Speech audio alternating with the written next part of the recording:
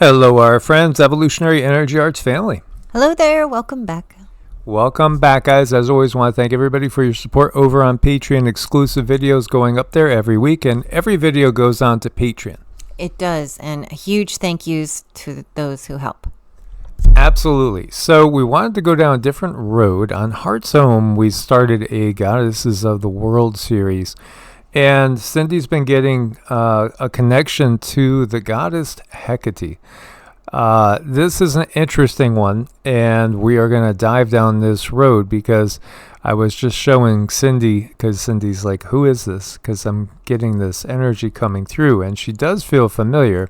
She feels like some other goddesses we know, as this is one of the original depictions that you would have found in ancient Greece if you were to see a statue of Hecate again. There's a triplicity here. It's a trifold goddess, which is not uncommon, and we will touch on that again. Oh, look at Rama and Sita's cousins there. Right, there they are. So lately I've been having this energy come through and feeling very, for lack of a better word, I don't think the word witch is a bad word. I've been feeling very witchy. So usually when this happens, that means there's somebody hanging around, someone lingering, somebody who wants to be known. And when I started to look around, Hecate came up, and she is the one who has really been making herself known lately. And I didn't know all of this. This is just coming to me. But what I do believe is going on is we're into the Bronze Age now, and there's many different forms and faces who want to resurface because they can, and to be known and understood and to help and guide is one of the things that she likes to do. She's very much a witch's witch. She's super helpful if you are into any of the different crafts. She has a wide array of knowledge and understanding. Now, Mike has all the literature and everything that you need to know about her. I carry her personality. So this is what I start picking up. I pick up, like, who is she? What is her essence? And I thought it was very interesting because she follows the same energy as Lilith, as Isis, a little bit of Kali. She has a very powerful energy. She's almost like a Naga type of energy, someone that you would have a high amount of respect for. I don't pick up that she's just out there to throw hexes and do mean things to people. I feel she has multiple personalities. And she's here to help guide those who are interested in a little different understanding in this world. So I don't see her as a bad being at all. I see her as actually very fair. Someone who like a tough love mom. It's like, things need to be this way and this might hurt, but really it's for it's for the good. Very interesting being, and I felt it was interesting because moon water came up for me, and I'm normally not making moon water, but I had this really strong urge to make moon water for this last full moon, and I understand that Hecate was tied to this last full moon. So what do I do with that? I use it for manifesting, and if I want to use it for a ritual, I do. But I set it out under the full moon all night, and I let it absorb the stars and the moon, and then I find out, well, she works with the nighttime as well. So these are the things that happen when I start to channel a different being. I pick up little parts of their essence, and then I bring it to you guys, and then Mike is able to explain it on another level. I would say I probably first became really aware of this entity maybe close to 40 years ago, a long time ago, in my first explorations down a pagan type of route, probably about 35, somewhere in that range, 35 to 40. I mean, of course, I'm a weird kid. I was always a weird kid.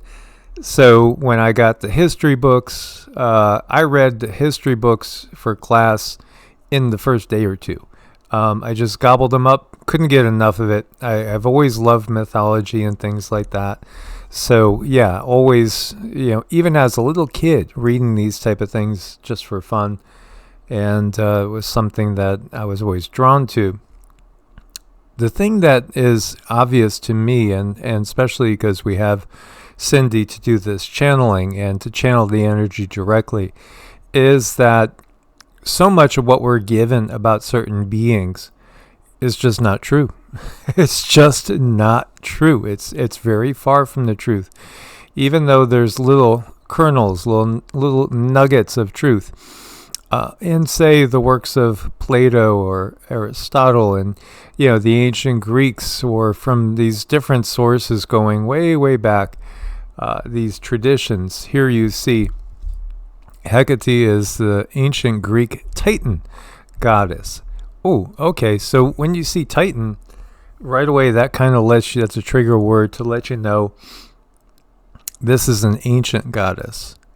This is a goddess that predates the Olympians. Now, the Olympians are those that, again, we would say are part of the takeover of the dark matrix, taking over this world. And anytime you see in there Titan, it definitely has a correspondence to forces of nature.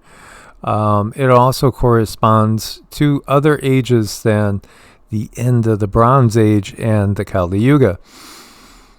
It is a clue that people knew these beings in perhaps the Silver and Golden Ages.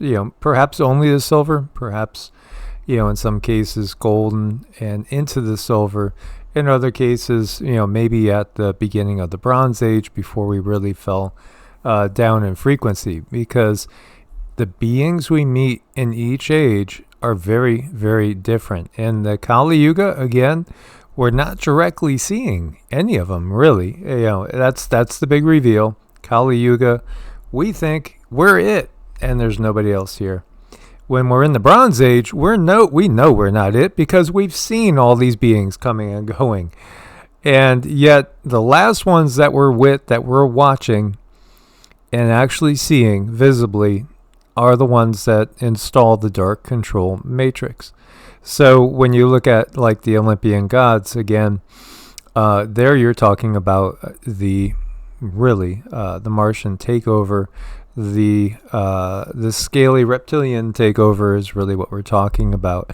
So this is a being that predates the takeover. Now, in some of the mythologies, it says that she sides with the reptilians, the dark matrix, and helps them. Again, the victors write the history, and they also get to rewrite the mythology. And one of the other things that you see constantly when you study mythology is again that beings take on names, titles, and attributes of other beings, other quote-unquote deities. And the big reveal is, again, all these gods and goddesses are really extraterrestrials and interdimensional beings. Now, it just depends on who do you want to really contact and who don't you. Obviously, we want to avoid the beings that are of the dark control matrix. We don't really want to call up truly demons. Unfortunately, that's where the world has been led astray. But this is a being that, again, as Cindy said, now all of a sudden, these energies are out there for us to, if we so choose, to ask, questions and get guidance. And they will tell you the true history of the earth if you can tap into their energies.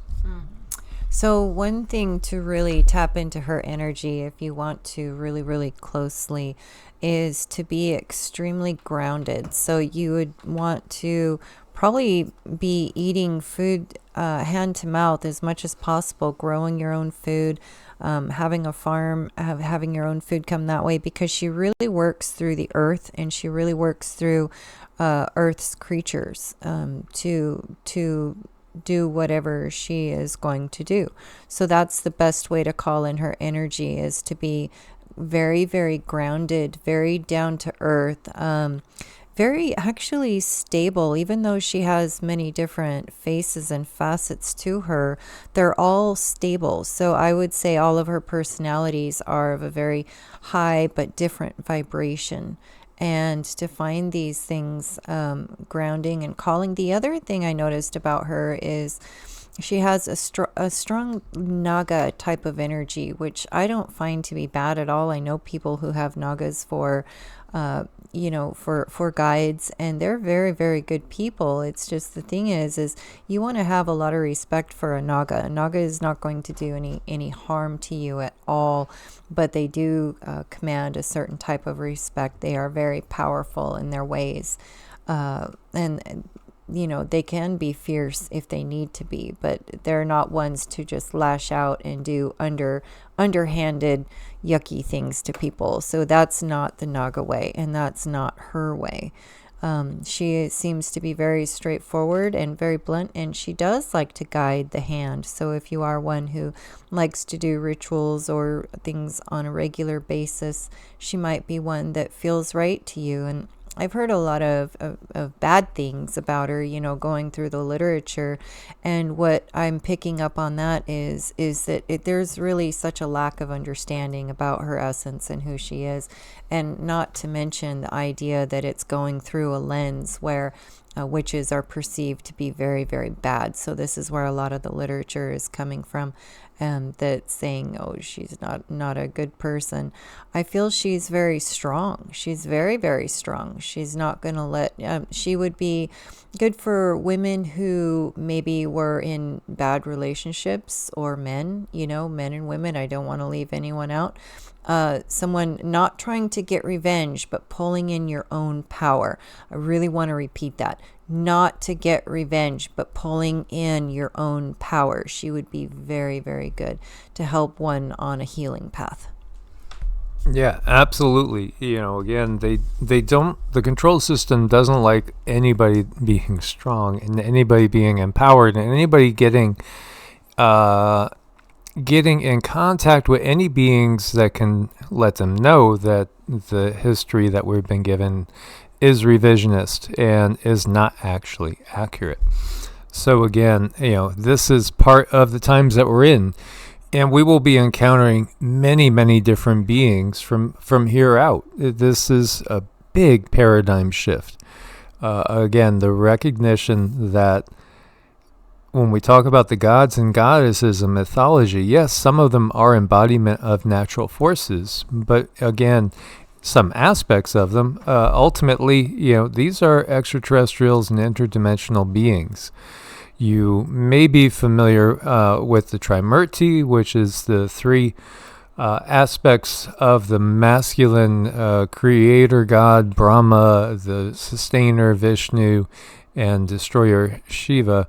The Tridevi is the feminine counterpart. So with Hecate, in some ways, it's kind of the embodiment, again, of what we see reflected in other traditions. Mother, maid, and crone, the three different eras in a woman's life, traditionally viewed. This is what she is, the embodiment of the life cycle, and of utilizing wisdom and utilizing your ability to tap into the natural forces of this matrix, the true matrix, the original matrix, the divine matrix, to counteract anything dark being thrown at you, as well as learning and growing and asking for guidance from beings that are truly far wiser than us when we're embodied. Again, when we're out of the body, it's a different case. When we are in alignment with our higher self, we can pull down so much info as well. A common tradition was to tap into these beings as basically avenues of information. And we talked about the fact that in the Solomonic tradition, again, King Solomon himself was an extraterrestrial. This is where the revisionist history changes everything around. He was actually an extraterrestrial. And it's the same with countless of these deities, and doesn't mean that they're dead and gone, because again, a consciousness, it always is. So they're still there, they're still available. We've just kind of dipped down below their frequency range and our ability to comprehend and communicate with them, and now we're coming back up to where we can.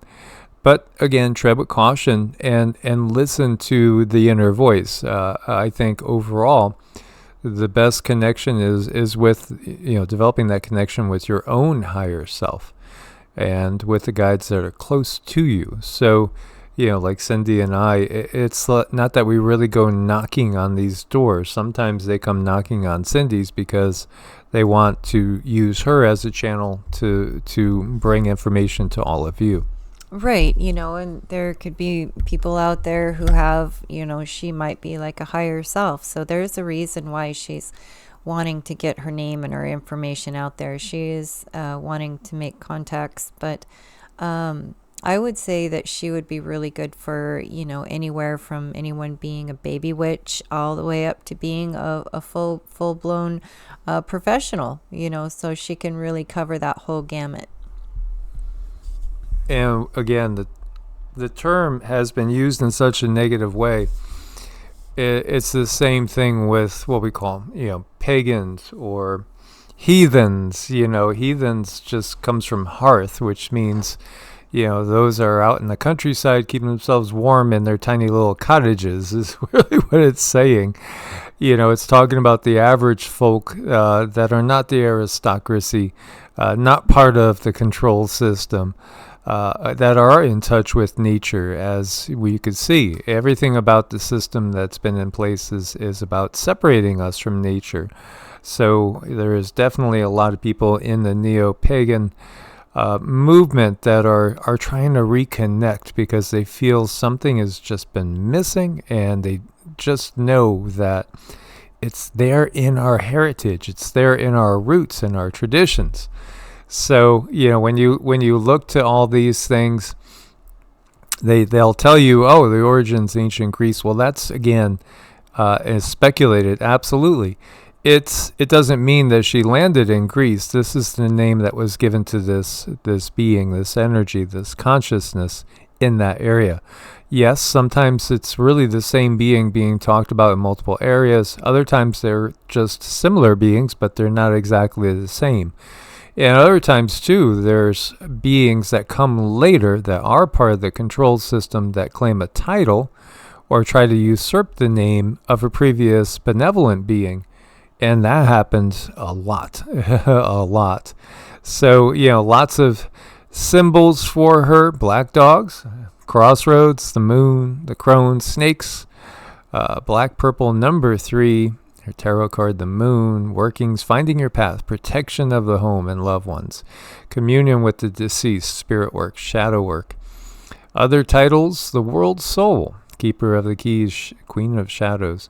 Ultimately, our Gaia that we're stepping on was Tiamat, and ultimately everything that you see in the manifest creation is the divine feminine. Indeed it is, and it's about embodying that and embodying your own power, and how far and how much experience do you want to have in this life, and the choice is yours. It's just wonderful. We're all very fortunate to be here to take part in this 3D experience. No one should ever be ashamed of their heritage, where they come from. Everyone should always be able to explore truly who they are to whatever degree they want to. Absolutely. As always, guys, thanks for your support. Couldn't do it without you. Source bless and namaste. Namaste.